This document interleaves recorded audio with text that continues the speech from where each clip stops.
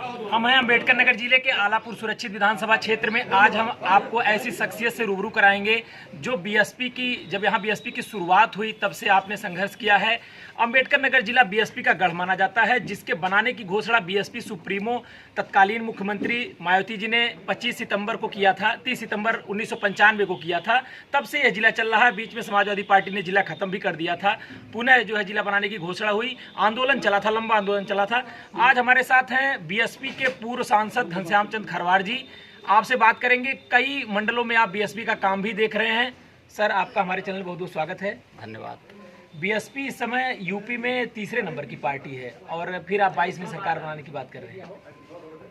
वो नंबर जो भी हो, लेकिन हमें पूरा विश्वास है 2022 में बहुजन समाज पार्टी प्रचंड बहुमत से जीतेगी, क्योंकि हमारे पास 22% वोट आज भी है। और आदरणीय बहन कुमारी मायावती जी जब वो मुख्यमंत्री होती हैं तो कानून व्यवस्था को दुरुस्त रखती हैं। गरीब हो, अमीर हो, व्यापारी हो, हर आदमी सुकून के साथ अपना काम करता है। कानून लॉ एंड ऑर्डर जितना दुरुस्त आदरणीय बहन जी का होता है उतना तो आज तक किसी की सरकार में नहीं होता। नंबर 2, विकास के मामले में जितना काम आदरणीय बहन जी ने किया है कि उतना काम अभी तक भारतीय जनता पार्टी और कांग्रेस ने भी नहीं किया। गाँव का विकास, गाँव में भी बिजली, गाँव अम्बेडकर ग्राम योजना, और ये इतना जो काम हुआ है वो बहन जी की सरकार में हुआ है।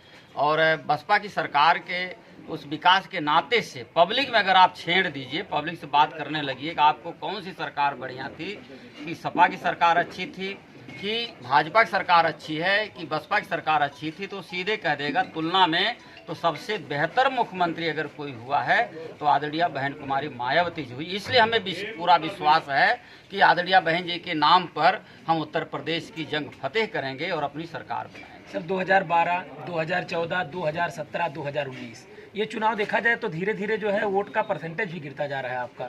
अगर 2012 के मुकाबले देखा जाए, 2019 का जो चुनाव हुआ गठबंधन का चुनाव था, गठबंधन में जो है बीएसपी के 10 एमपी जीते और समाजवादी पार्टी के 5 जीते, लेकिन जो वोट का परसेंटेज वो घटता जा रहा है। नहीं, वो वोट का परसेंटेज घटा नहीं है, क्योंकि हम जब 80 सीट पर लड़ते तो परसेंटेज अपने आप हमारा बढ़ जाता। हम जब उसमें 28-29 पे लड़े हैं तो फिर हमारा घट गया ना, इसलिए घटा क्योंकि हम सभी सीटों पर नहीं लड़े। हम जिस दिन सभी सीटों पर लड़ेंगे तो हमारा वो वोटिंग परसेंटेज हमारा बहुत बड़ा होगा। आज भी हमारे पास 22% वोट है विपरीत परिस्थिति में। तो इसलिए ये गठबंधन से फायदा हुआ कि नुकसान हुआ? फायदा तो ऐसे आपका हो गया 0 सीट पे 2014 वो तो अलग बात है। वो देखा जाए हमें तो कम से कम 25 से 30 सीट जीतनी चाहिए थी।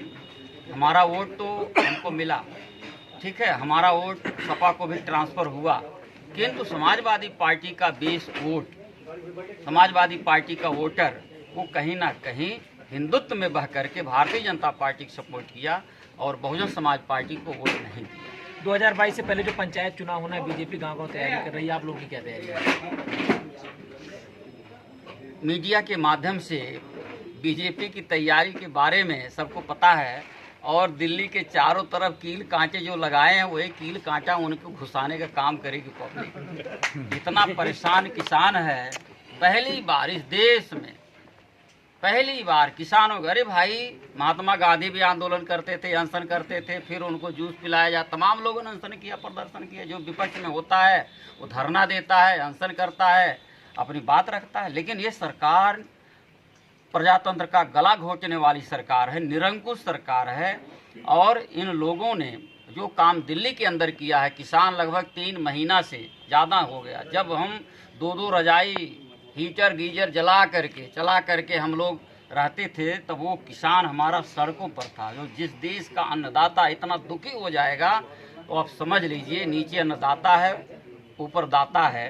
तो कुल मिला करके ये भारतीय जनता पार्टी को ठीक करने वाला काम हो जाएगा। और वैसे भी इस सरकार ने जो 3 कृषि कानून बनाए हैं, किसानों के लिए बनाया। किसान जब कह रहा नहीं हमारा इससे फायदा नहीं है, तो एसी और कूलर में बैठ करके कानून बनाने वालों ने ये कैसे तय कर लिया नहीं किसानों को फायदा है? जो किसान नहीं कह रहा कि नहीं हम नहीं फायदा है, उसे वापस लो, तो इनको वापस ले लेना चाहिए। लेकिन नहीं, अब ये वापस नहीं ले रहे हैं, ये इनकी निरंकुशता है। और ऐसे हमारा देश जो है सबसे बड़ा प्रजातंत्रात्मक देश है दुनिया में, इतना बड़ा प्रजातंत्रात्मक देश कोई दूसरा देश नहीं है। और ऐसे प्रजातंत्र में जो जिस तरह से इन लोगों ने काम किया है उससे प्रजातंत्र की नींव कमज़ोर हुई है। आप तो बहुत से जिले में जाते होंगे, अन्य प्रदेशों में भी आप जाते हैं, क्या लग रहा है कि जबकि पंजाब के निकाय चुनाव में बीएसपी की सफलता मिली है, यूपी का क्या हाल रहेगा पंचायत चुनाव में खास? हमें बहुत सफलता मिलेगी, लोग इंतजार कर रहे हैं। पंचायत का चुनाव सेमीफाइनल चुनाव है और इस चुनाव में, पंचायत के चुनाव में बहुजन समाज पार्टी की बहुमत होगी। आलापुर में एक कद्दावर नेता ने आपकी पार्टी छोड़ दी, क्या लग रहा है नुकसान होगा? बस बहुजन समाज पार्टी में आने जाने वाले लोग लगे रहते हैं, बहुजन समाज पार्टी छोड़कर जाने वाले का कोई नाम नहीं लेता। समय बताएगा उनका निर्णय कितना सही था, खुद उन्हीं से पूछ लीजिएगा। तो अभी आपने घनश्याम चंद्र खरवाल जी को सुना, जिनका साफ तौर पे कहना है कि बीएसपी पंचायत चुनाव के साथ विधानसभा की तैयारी भी कर रही है, जिसमें पार्टी को अभूतपूर्व सफलता मिलेगी।